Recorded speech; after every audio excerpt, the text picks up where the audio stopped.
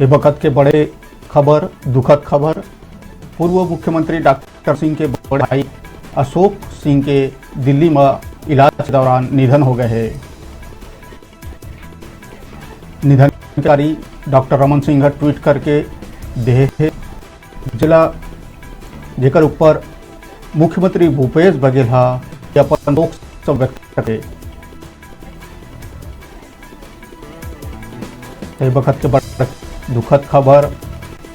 पूर्व मुख्यमंत्री डॉक्टर रमन सिंह के बड़े भाई अशोक सिंह के दिल्ली में इलाज के दौरान निधन हो गए है।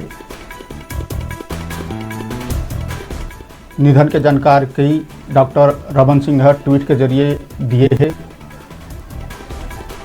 बड़े भाई अशोक सिंह के निधन में मुख्यमंत्री भूपेश बघेल शोक संवेदना व्यक्त करे है।